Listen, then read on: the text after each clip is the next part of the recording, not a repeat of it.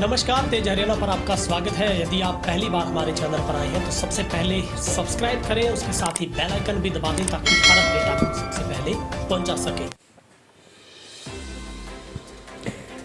नमस्कार, तेज हरियाणा के फटाफट 25 बड़ी खबरों के बुलेटिन में आपका स्वागत है। आज है 28 नवंबर दिन शनिवार। पेश है हरियाणा की फटाफट 25 खबरें। यदि आप हरियाणा से हैं तो चैनल को सबसे पहले सब्सक्राइब जरूर कर दें। तो चलिए बिना वक्त गवाए शुरुआत करते हैं फटाफट खबरों की। किसानों को दिल्ली में घुसने की मिली इजाज़त, कैप्टन ने किया फैसले का स्वागत। अभी भी लाखों किसान रास्तों में। केंद्र सरकार के नए कृषि कानूनों का विरोध कर रहे किसानों को दिल्ली में आखिरकार घुसने की इजाज़त मिल ही गई है, लेकिन किसानों से शांति और व्यवस्था बनाए रखने को कहा गया है। अब किसान दिल्ली में निरंकारी समागम मैदान में धरना दे सकते हैं। वहीं केंद्र सरकार इस फैसले का कैप्टन अमरिंदर सिंह ने स्वागत किया है। साथ ही उन्होंने खुद केंद्र सरकार से बातचीत करके मामले का हल निकालने की अपील की है। वहीं किसान अभी भी रास्ते में हैं, दिल्ली पहुंच रहे हैं। हालांकि उन्हें रोकने के लिए नाका लगाया गया, लेकिन किसान बाधाओं को पार करके आगे बढ़ रहे हैं। रविवार की सुबह शुरू हुई दिल्ली चलो आंदोलन पहला अंबाला में रोका गया और फिर कुरुक्षेत्र में, जहां किसानों और पुलिस के बीच में जमकर टकराव हुआ। शंभू और सिंधु बॉर्डर पर भी किसानों ने हंगामा किया। पानी की बौछार, आंसू गैस के गोले, सड़क पर पत्थर, ट्रक पर पानीपत जाने से नहीं रोक पाए किसानों का काफिला। अंबाला और करनाल के बाद पानीपत में भी किसानों को दिल्ली कूच से रोकने का भरसक प्रयास किया गया, लेकिन पुलिस प्रशासन इसमें कामयाब नहीं हो पाया। पुलिस लाइन के सामने आईजी करनाल, एसपी पानीपत समेत देश जिले भर के पुलिस और आरएएफ ने वाटर कैनन, वैन और ब्रिज वाहन के साथ मोर्चा संभाल रखा। सुबह 8 बजे से किसानों का काफिला गुजरना शुरू हुआ तो पुलिस ने उन पर वाटर कैनन की पानी की बौछारें की, आंसू गैस के गोले दागे। 12 बजे पुलिस ने पत्थर और 3 ट्रकों से रास्ता रोका। थोड़ी झड़प के बाद किसानों ने कच्चे रास्तों से ट्रैक्टर निकालने शुरू किए। देर शाम तक पंजाब की ओर से किसानों के इक्के दुक्के ट्रैक्टर दिल्ली की ओर जाते रहे। किसानों को दिल्ली में घुसने की इजाज़त के बाद कैप्टन ने जताया आम आदमी पार्टी की सरकार का आभार। किसानों के साथ रहा हवाओं का रुख, पुलिस को भी झेलनी पड़ी आंसू गैस की मार। कृषि बिलों का विरोध कर रहे किसानों का पानीपत की हवाओं ने भी साथ दिया। पानीपत पुलिस लाइन के सामने किसानों के वाहनों पर लगातार आंसू गैस के गोले दागे जा रहे थे कि इससे ट्रैक्टर चला रहे किसानों को देखते और ट्रैक्टर चलाने में परेशानी हुई। कई आम नागरिक भी आंसू गैस की चपेट में आकर बेसुध हुए। इसी बीच हवाओं ने अपना रुख बदल लिया। तेज विपरीत हवा के कारण पानी की बौछार किसानों तक उतनी ताकत से नहीं पहुंच पाई। हवा विपरीत होने के कारण किसानों के साथ पुलिस को भी आंसू गैस की मार झेलनी पड़ी। आईजी और एसपी समेत सभी पुलिसकर्मी आंसू गैस से बचने के लिए मुंह ढकते रहे। जाम में फंसकर कोई फेरे नहीं ले सका तो काफी लोगों को घर पहुंचने में नदी पार करनी पड़ी। पंजाब के किसानों को हरियाणा में घुसने से रोकने के लिए लगाए गए नाकों के कारण आम जनता को भी भारी परेशानियों का सामना करना पड़ा। शुक्रवार को ऐसे कई मामले सामने आए जहां तक कि 6 घंटे बारात लेट हो जाने के कारण दुल्हा दुल्हन फिर फेरे भी नहीं ले सके। इसके अलावा काफ़ी लोगों को बॉर्डर के पार जाने के लिए नदी तक पार करना पड़ा। दिल्ली बठिंडा हाईवे पर जाम में फंसे सिरसा के गांव सक्तागढ़ निवासी शुक्रवार को फतेहाबाद के लिए वो सुबह 8:30 बजे चले थे। गांव खैरंका के पास पहुंचकर बारात जाम में फंस गई। फेरे लेने के लिए 11 बजे पहुंचना था, लेकिन 2 बजे तक बारात सिरसा में फंसी रही। समय पर नहीं पहुंच पाने की वजह से अब शादी टालनी पड़ी। वहीं तमाम विस्तारों ने बताया कि सिरसा के गांव सक्तागढ़ से बारात चलकर फतेहाबाद में 11 बजे पहुंचनी थी, लेकिन काफ़ी लेट हो गई। किसानों को रोकने के लिए नक्सलियों जैसी रणनीति अपना रही पुलिस। कई जगहों पर तोड़नी पड़ी सड़क।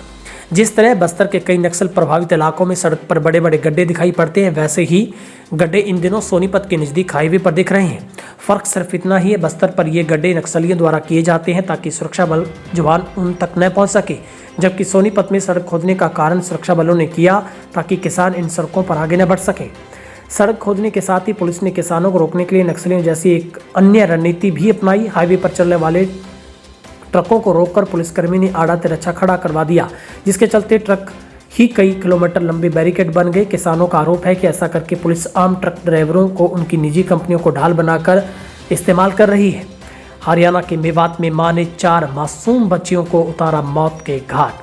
हरियाणा के मेवात जिले में दिल दहलाने वाली एक घटना सामने आई है।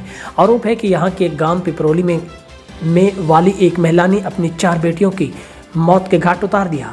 इसके बाद खुदकुशी के इरादे से उसने अपने गला भी रेत लिया। यह वारदात शुक्रवार सुबह की है। महिला के पति की सुबह नींद खुली तो उसने कमरे में हर तरफ खून बिखरा देखा। उसने देखा कि उसकी चारों बेटों की मौत हो चुकी, वहीं पत्नी खून से लथपथ तड़प रही थी। ये सब देखकर वह बदहास होकर चीखने लगा। शोर सुनकर पड़ोसी दौड़कर आए। कमरे का सीन देखकर उनके भी होश उड़ गए। पड़ोसियों ने ही मामले की सूचना पुलिस को दी है, जहां पर जांच में अब पुलिस जुट चुकी है। कृषि कानूनों का विरोध करने महीनों का राशन और आटा चक्की तक लेकर निकले किसान। कृषि बिलों के विरोध में पंजाब और हरियाणा के किसान पूरी तरह से घर से तैयारियों के साथ निकले हैं। किसानों का यह आंदोलन 1, 2 या 3 दिन का नहीं, महीनों का है। महीनों तक दिल्ली में डेरा डालने और पेट भरने के लिए सूखा राशन, गैस सिलेंडर के साथ सूखा ईंधन, ट्रैक्टर, अन्य वाहनों को चलाने के लिए पेट्रोल डीजल के ड्रम तक साथ लेकर चले हैं। पंजाब के गांव प्रीतकुट के गुरमीत सिंह ने बताया कि कृषि बिलों के विरोध में वार पार की लड़ाई लड़ने निकले हैं। किसानों का अंदाजा है कि सरकार इतनी जल्दी मानने वाली नहीं है, लेकिन किसान भी महीनों तक दिल्ली में डेरा डालने की तैयारी में पहुंच रहे हैं। कृषि बिलों के साथ सरकार ने बिजली बिल 2020 में किसानों को थोपा है। किसानों की आय दोगुनी करने का दावा करने वाली सरकार ने किसानों को कहीं का नहीं छोड़ने की प्लानिंग की। कृषि बिलों के विरोध में कई प्रदर्शन हुए, लेकिन सरकार की नींद नहीं टूटी है। सरकारी संपत्ति के नुकसान पर मुख्यमंत्री मनोहर लाल को भेजा गया रिकवरी नोटिस। हरियाणा के मुख्यमंत्री मनोहर लाल खट्टर, मुख्य सचिव विजय वर्धन एवं डीजीपी हरियाणा मनोज यादव को गैर कानूनी रूप से सरकारी संपत्ति को नुकसान पहुंचाने के लिए रिकवरी नोटिस भेजा गया है। आरोप है कि इन लोगों ने गैर कानूनी रूप से सड़कों को तोड़कर 1984 के कानून के अनुसार संज्ञेय अपराध किया है, जिसके लिए कम से कम 5 वर्ष की सजा जुर्माना बनता है। गौरतलब है कि हरियाणा के दिल्ली चलो आंदोलन के दौरान हरियाणा प्रशासन ने किसानों को रोकने के लिए सड़कें बंद कर दी थी। कई जगहों पर सड़कों पर तकरीबन 20 फुट गड्ढा खोद दिया गया था। वहीं एडवोकेट रविंदर सिंह ढुल द्वारा हरियाणा सरकार को भेजे गए नोटिस में करनाल, कुरुक्षेत्र, पानीपत, सोनीपत, अंबाला, सिंधु बॉर्डर, हिसार आदि जगहों पर कई सार्वजनिक कार्रवाइयों का उल्लेख किया गया है। देश में ऐसी कोई जेल नहीं बनती जो किसानों को कर सके कैद, दीपेंद्र सिंह हुड्डा ने साधा निशाना। देश में ऐसी कोई जेल नहीं है जो किसानों को कैद कर सके। किसान अपनी जायज मांगों को लेकर शांतिपूर्ण तरीके से लोकतांत्रिक और संवैधानिक दायरे में केंद्र सरकार द्वारा द्वार पर जा रहे हैं। सरकार को तुरंत इसका संज्ञान लेते हुए कानून में एमएसपी का प्रावधान जोड़ना चाहिए, और ये कहना राज्यसभा सांसद दीपेंद्र सिंह हुड्डा का है। किसानों के मुद्दे पर मीडिया से बातचीत करते हुए उन्होंने कहा कि प्रदेश की बीजेपी जेजेपी सरकार ने हरियाणा और पंजाब के किसानों के साथ जो बर्ताव किया वो पूरी तरह से दुनिया ने देखा, और एक शांति प्रिय तरीके से किसान अपनी बात को रखना चाहते हैं, लेकिन इसके साथ का बर्ताव कहते ही बर्दाश्त नहीं किया जा सकता। किसान विपक्ष की बातों में आकर अपना प्रदेश और देश का न करे नुकसान, मूलचंद शर्मा ने दिया बयान। वह 3 कृषि कानून जिन्हें केंद्र सरकार ने कोरोना काल के दौरान पास किया। सरकार का दावा 2022 में इन बिलों के आधार पर किसान की आय दोगुनी करने का है। वही किसान इस विषय का खतरा मान रहे हैं, जिससे लेकर पूरे देश खासतौर पर हरियाणा पंजाब में बड़ा बवाल देखने को मिल रहा है। हरियाणा पंजाब के किसान दिल्ली की ओर कूच कर रहे हैं और देश का NH1 यानी GT रोड तक किसान जाम किए हुए हैं। इससे हरियाणा सरकार के हाथ पांव फूले नजर आ रहे हैं। इस बारे में प्रदेश के मंत्री मूलचंद शर्मा ने पंजाब के किसानों द्वारा जो एक उग्र रूप आंदोलन को दिया गया उस पर बातचीत करते हुए उन्होंने कहा कि इन कृषि कानूनों की शुरुआत कांग्रेस के समय में हुई, लेकिन ये बिल पास नहीं करवा पाई, जो कि भारतीय जनता पार्टी ने इस कानूनों को किसानों के लिए बेहतर मानते हुए पास किया, जिसका भारी लाभ 2022 में किसानों को मिलेगा। लेकिन आज कांग्रेस ही MSP और मंडियों को खत्म करने का डर दिखाकर सड़कों पर किसानों को और ज़्यादा गुस्से में लाने का काम कर रही है। अज्ञात किसानों पर पुलिस ने दर्ज किया मामला। पुलिस के वाटर कैनन तक को पहुंचाया गया था नुकसान। हरियाणा पंजाब बॉर्डर पर गाड़ियों को तोड़ने सहित सरकारी संपत्ति को नुकसान पहुंचाने पर ड्यूटी मजिस्ट्रेट शिकायत पर टोहाना पुलिस ने अज्ञात किसान आंदोलनकारी के खिलाफ मामला दर्ज किया है। 3 कृषि कानूनों के खिलाफ पंजाब के रास्ते भारी संख्या में किसानों ने हरियाणा की सीमा में प्रवेश किया, जिन्हें हरियाणा पुलिस द्वारा टोहाना की सीमा पर रोक लिया गया था, जहां पर किसानों ने उग्र होते हुए पुलिस के द्वारा लगाए गए अवरोधों को हटा दिया। इस दौरान जब पुलिस ने उन पर वाटर कैनन से पानी फेंका तो किसानों ने पत्थरबाजी की। इस पत्थरबाजी में पुलिस के वाटर कैनन बैंक को नुकसान पहुंचा है। पुलिस ने इस मामले में ड्यूटी मजिस्ट्रेट की शिकायत पर अज्ञात के खिलाफ मामला दर्ज किया है। शंभू बॉर्डर पर मुश्किल में रहे लोग, खट्टर सरकार ने 2 राज्यों के बॉर्डर को बनाया भारत पाकिस्तान। दिल्ली कूच करने वाले हजारों किसानों की आज फिर से शंभू बैरियर पर पुलिस से पंजाब से आने वाले किसानों को रोकने के लिए उन पर आंसू गैस के गोले दागे, वाटर कैनन से पानी की बौछारें की। वहीं बॉर्डर पार करने वाले आमजन को पुलिस ने टोल टैक्स के पास ही रोक लिया। प्रशासन की कार्रवाई से नाखुश लोगों ने भाजपा की कट्टर सरकार को 2 राज्यों के बॉर्डर को भारत पाकिस्तान का बॉर्डर बना देने की जो तलख टिप्पणियां वो की गई हैं। किसान आंदोलन की ओर में कुछ असामाजिक व शरारती तत्व पहुंचा रहे सार्वजनिक संपत्ति को नुकसान। डीजीपी मनोज यादव ने कहा है कि किसान आंदोलन से दिल्ली जाने वाले रास्तों में विशेषकर पानीपत, करनाल, कुरुक्षेत्र अम्बाला के बीच आम जनता को भारी परेशानियों का सामना करना पड़ रहा है। डीजीपी ने खेद व्यक्त करते हुए कहा है कि किसान आंदोलन की आड़ में कुछ असामाजिक और शरारती तत्व भी सार्वजनिक संपत्ति को नुकसान पहुंचाने का काम कर रहे हैं। ऐसे लोगों के खिलाफ कानून के अनुसार कड़ी कार्रवाई की जाएगी। दिल्ली चलो मार्च को लेकर राहुल गांधी का मोदी सरकार पर बड़ा हमला। कांग्रेस के पूर्व अध्यक्ष राहुल गांधी ने 3 कृषि कानून के विरोध में किसानों के दिल्ली चलो मार्च की पृष्ठभूमि पर शुक्रवार को प्रधानमंत्री नरेंद्र मोदी पर निशाना साधा है। उन्होंने कहा कि सरकार को किसानों की मांगें माननी होगी और काले कानून भी वापस लेने होंगे। हरियाणा में नगर परिषद और नगर पालिका के अध्यक्ष पद के चुनाव के लिए खर्च हुई तय सीमा।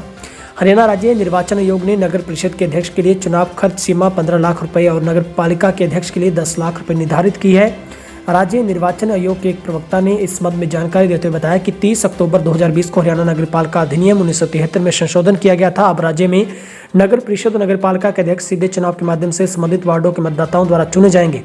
इसके चलते राज्य निर्वाचन आयोग ने नगर परिषद और नगर पालिका के अध्यक्ष के लिए चुनाव खर्च सीमा निर्धारित की है। नगर परिषद और नगर पालिका के अध्यक्ष के लिए चुनाव लड़ने वाले उम्मीदवार या उनके चुनाव एजेंट द्वारा चुनाव खर्च का ब्यौरा रखना होगा। परिणाम घोषित होने से 30 दिनों के अंदर खर्च का ब्यौरा जिला उपायुक्त के पास जमा करवाना होगा। इसके अलावा निर्देश दिए गए यदि कोई उम्मीदवार निर्धारित समयावधि में चुनाव खर्च का ब्यौरा पेश करने में सफल होता है तो आयोग उसे अयोग्य घोषित करवा सकता है। सड़क दुर्घटना में दिल्ली जा रहे प्रदर्शनकारी किसान की गई जान, ट्रक चालक के खिलाफ मामला दर्ज। हादसे में दिल्ली जा रहे एक प्रदर्शनकारी किसान की मृत्यु के मामले में ट्रक चालक के खिलाफ मामला दर्ज किया गया। ट्रक चालक ने पीछे से ट्रैक्टर ट्राली को टक्कर मार दी। इस घटना में 2 अन्य लोग भी घायल हुए थे। हरियाणा सरकार ने अपने सारे बॉर्डर खोले, यातायात सामान्य होने की उम्मीद। हरियाणा सरकार ने किसानों के दिल्ली कूच के मद्देनजर सील किए गए अपने सभी बॉर्डर खोल दिए हैं।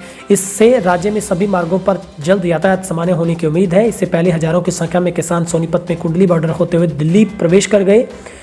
दिन में दूसरी और बहादुरगढ़ में किसान सड़क पर लगाए गए अवरोधों को हटाकर दिल्ली के टिकरी बॉर्डर पहुंचे। वहां हरियाणा के किसानों और पुलिस के बीच में टकराव हो गया।